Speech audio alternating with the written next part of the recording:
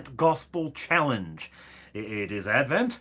Um, Here's the Gospel, and let's challenge ourselves, shall we? So we are on chapter 10 because it is day 10. And I put the bookmark in and then I took the bookmark out. But fortunately, the Bible's relatively easy to find your way around in. Um, all right, chapter 10. So we have been hearing about Jesus' ministry. We've been hearing about him healing and feeding and teaching. We followed him into a village that did not accept him. We heard about him sending out the 12 and telling them how to go into villages and how to be received, etc. And we've heard him mention his death. Okay?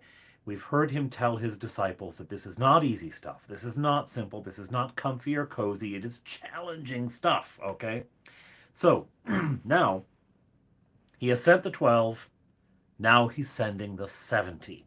This is an echo of what Moses did. Moses was instructed to gather 70 elders. You'll find it mentioned in Exodus.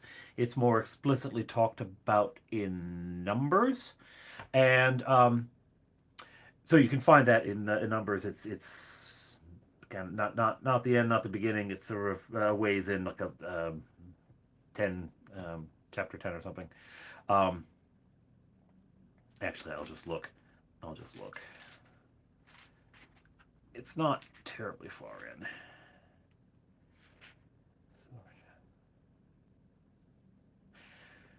Chapter 11. Chapter 11. Sorry, sidetrack. The 70 elders that Moses gathers and appoints to help him because he's getting just too much complaining from people, right? So he needs some help.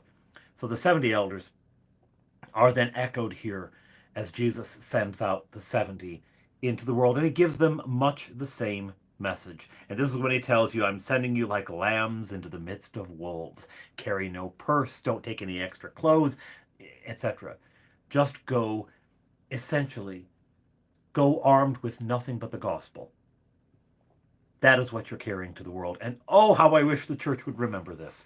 So often we try to do the gospel and, the gospel and pizza, the gospel and um, whatever, right? I mean, it becomes this gimmick. What gimmick can we offer the world to get everyone in? How about the gospel? How about Jesus? That's the only thing we have that the rest of the world can't do. And if we rely on other things, then we will become about other things.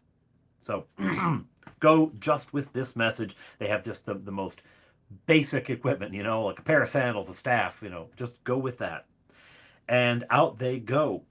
While they're gone, Jesus speaks woe upon unrepentant cities. And this can sound vengeful and nasty, like that's it. Will you be exalted in heaven? No, you'll be dragged down to Hades.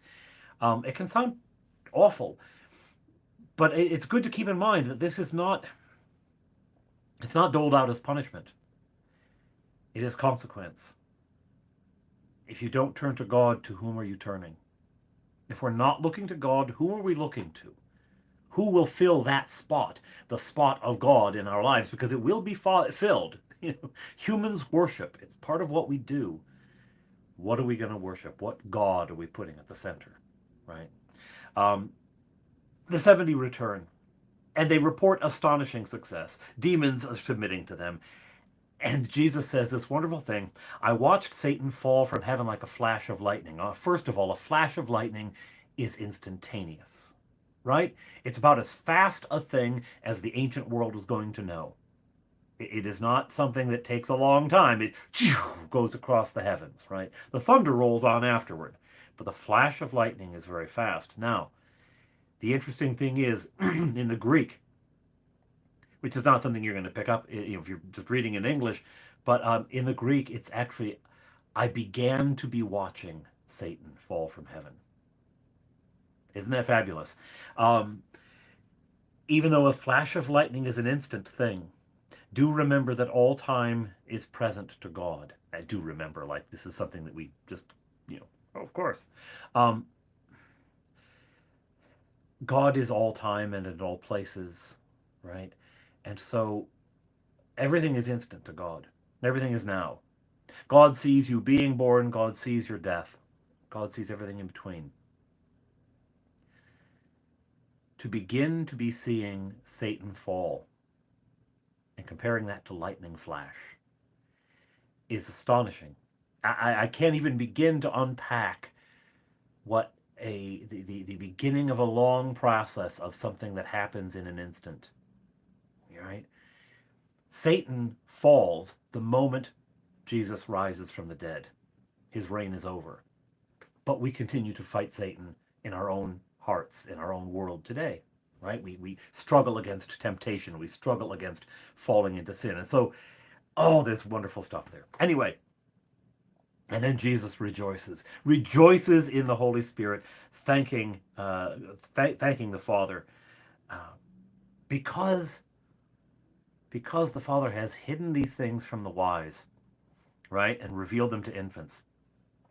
Beautiful, like the idea that God's wisdom is so profound that only the very humble understand it. In the way that a little kid will say something and have an insight into something that will stagger the adults in the room, right? That will astonish the very intelligent and wise. Beautiful stuff.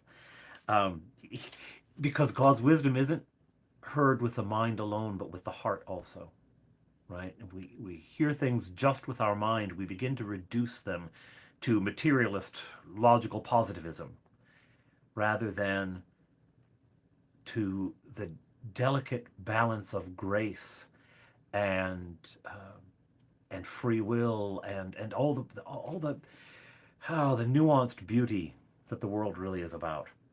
Anyhow, then, because people just can't accept any nuance, someone wants to know, who exactly is my neighbor? I'm supposed to help my neighbor here, so who is my neighbor? Who am I supposed to help? First, he says, so what do I have to do to inherit eternal life? And he says, well, love your neighbor as yourself. Love God with all your heart, all your soul, your mind. Love your neighbor as yourself. Okay, so who's my neighbor? Right? This is someone who wants to parse it down. What is expected of me? This is like the student in class who says, what's going to be on the test? Is this going to be on the test? Then I don't care about it if it's not. Right? You're learning Shakespeare. You're learning some of the most beautiful language the world has ever known. Is it on the test? Oh, come on. Learn it for the sake of your heart. Learn it to expand your mind. Learn it for its own beauty. Don't worry about the test, right? So Jesus is talking about love. Love your neighbor as yourself. Love God. Love your neighbor. And this guy wants to know what's on the test. So he tells the parable of the Good Samaritan, right? The one who, although he's a Samaritan, people who, remember earlier he went to a Samaritan village and they rejected him, right? Yes, the Samaritans rejected me, but they are still in the promise as well. They still have access to God's grace and they can still be vehicles for God's grace, right? No one's outside. No one's outside except those cities that rejected, except no one is outside other than the people who say, I don't want to come in, right? No, I reject it. The offer is made to all. Who's going to take the offer? And then he goes to visit Martha and Mary. And this passage gets people riled up. I tell you, you don't get a lot more anger than from this passage, because he goes to visit Martha and Mary, and Mary sits at his feet and listens. And what does Martha do? She's busy getting ready. And it sounds like he's scolding her for not just sitting and listening, but it's like, well, then what are we going to eat for dinner, Jesus? Jesus many times lauds hospitality and holds hospitality up as a good. Remember the woman who washed his feet, and he said, I came here, you didn't wash my feet. You weren't hospitable. So what is this? He's not scolding her for trying to be hospitable and trying to make a wonderful meal and everything. The issue is, she comes to Jesus and says, Lord, do you not care that my sister has left me to do all the work by myself? Tell her to help me out. When you go to God and you say, hey, do this for me. You scold that person for me. Not a great look.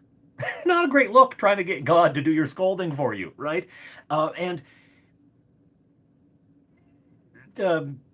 Bishop Robert Barron, whose Word on Fire gospel book I sometimes use for this, he said, he was talking about this passage, and he said, you get the feeling that if Martha had sat at Jesus' feet and Mary was doing all of the preparations, Mary would have been calm and at peace and centered in the preparations, and Martha would have been scattered and anxious about the teaching, right? It's not what she's doing.